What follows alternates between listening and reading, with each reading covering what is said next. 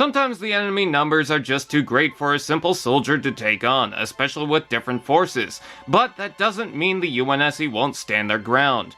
From Mega Construx Halo, this is the Banished Garrison pack. This set in particular follows up from the UNSC Marine Platoon pack, even packaged in a similar way, just with the majority handed to the Banished. Personally, I would have preferred a sole Banished set. Seems Mega's too afraid to do that, but at the very least, it feels like there's a proper battle just from one single pack. The set includes 5 small base plates, a wider one with a clear flight stand rod, a Hydra in gray, the new commando rifle in gray that admittedly has a weird handle, but it's alright. There's also a backpack and missile pod set up on the stand, which helps the UNSC without taking over the set. It rotates, but there's no additional handles included unless you want to try this. There's even a small grenade for the Marine. For the Banished, there's a plasma pistol in purple, a plasma rifle in purple, a mangler in gray with rotating drum, 2 spike grenades in gray, 2 shock rifles in gray, a jump pack in gray, and a gravity hammer, surprisingly enough, in gray. This doesn't seem to be a regular recolor of the UNSC Spartan Trailblazer, although it seems to get different paint apps often. This is taking a stealth approach with its very dark colors, giving a similar vibe to the classic Covert Ops theme that might have inspired it. To no surprise, it uses the modern articulation design, but in addition to the dark bluish gray armor, the torso has some dark faded swamp green paint, and with a black trim, it has an incredible metallic green visor, similar to the spare helmets in the Marine gear pack. But here's where it gets weird. The dark gray armor seems confusing and inconsistent. I like it, but the boots seem a tad darker, yet not as dark as the belt, and unlike the chest, the thigh armor has a shine. The shoulders have a similar color to the Marine, with a grenadier shoulder piece on one arm and security design on the other,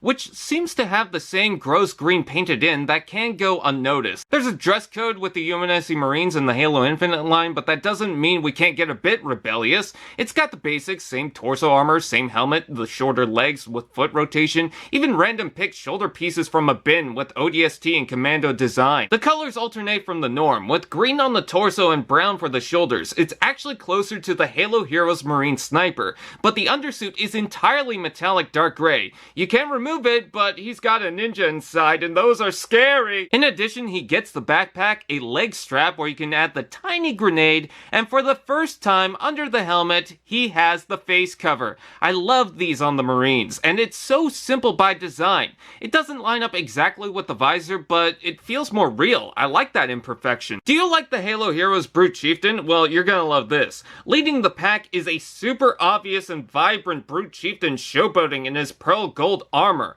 with a splash of red so he doesn't feel left out. In fact, he bears a resemblance to one of the top brutes in the game. It's perfect with that huge helmet, it's really striking, and to make it better, he reuses the older head to change things up. Typical articulation with Spartan underwear. I will say the chest is distracting with the painted gold that doesn't match its tone, but aside from that, there's a clear leader here. But a leader needs men to lead, so this includes a brute warrior. Unlike others, the red is the main color for the armor rather than used in accents. The torso is painted over, which almost gives it a gloppy looking texture. He does keep the traditional head and has the lighter skin tone that's a little too bright, much like the figure from the Razorback. I'm glad he's here, especially given the jump pack. I like we're getting actual colors, not just silver again, but he does seem the most bland. The Grunt Mule, or third iteration of Victor, tried to go for something different. It's still the same setup with the scrappy looking head and board on the back attached with extra shock rifles. Also, if you take it off, typical nude grunt. But what's different is the colors, reversing the silver and red to where the red becomes the prominent color.